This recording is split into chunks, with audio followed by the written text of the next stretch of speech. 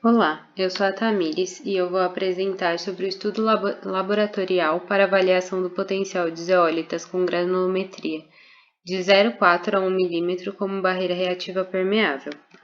As barreiras reativas permeáveis, ou BRPs, se definem como um sistema que favorece a passagem das águas subterrâneas por meio de porções reativas, interceptando a pluma contaminante e transforma os contaminantes em uma forma ambientalmente aceitável.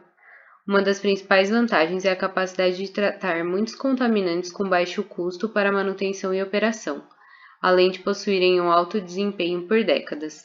No entanto, a limpeza e o monitoramento do local demanda muito tempo, entre outras desvantagens. Existem dois tipos de barreira: a funnel engate, que impermeabiliza as paredes do lado como um funil, e a de forma contínua, que é mais simples e cobre toda a largura e profundidade da pluma. Os reatores podem ser em um sistema de reatores múltiplos ou em série como uma cortina de reações. A zeólita, por definição, são aluminosilicatos cristalinos hidratados de metais alcalinos ou alcalinos terrosos, que possuem estrutura aberta, e podem ser naturais ou sintéticas, em que as sintéticas têm como principal vantagem a uniformidade do tamanho e são usadas principalmente como catalisadores. Já as eólitas naturais apresentam alta capacidade de troca catiônica e são muito usadas em construção civil e em empregos dependentes de propriedade de troca, pela alta CTC. O material utilizado foi a zeólita natural, proveniente da região de Tasajeiras, em Cuba, entre as faixas de 0,4 a 0,7 mm e 0,7 a 1 mm. A metodologia se baseou na análise granulométrica, o peso específico dos sólidos, peso específico aparente seco, a difratometria de raio-x, a fluorescência de raio-x, a capacidade de troca catiônica e o ensaio de permeabilidade.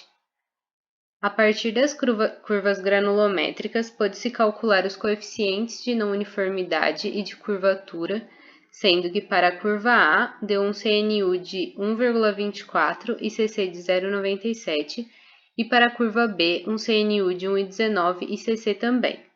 Com isso, se classifica como um material de graduação aberta com ausência de grãos. O peso específico dos sólidos médio é de 22,87, com 0,1 kN por metro cúbico de desvio padrão, e se encontra dentro do valor característico das zeólitas dessa espécie.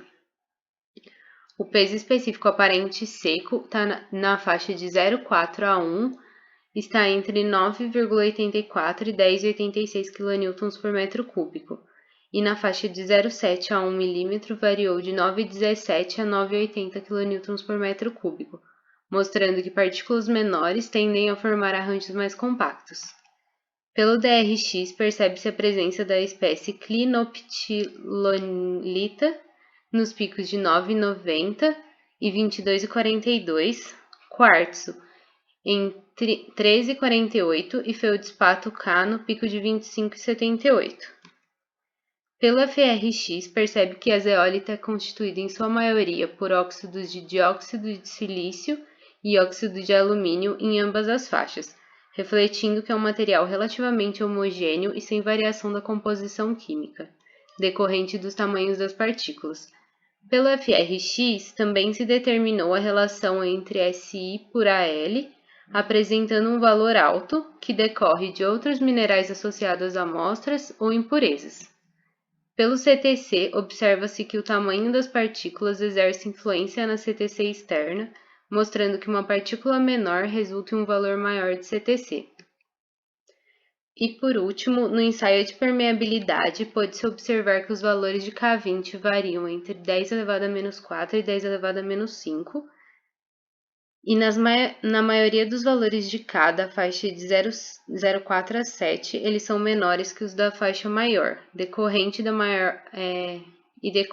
a maior compactação das partículas menores.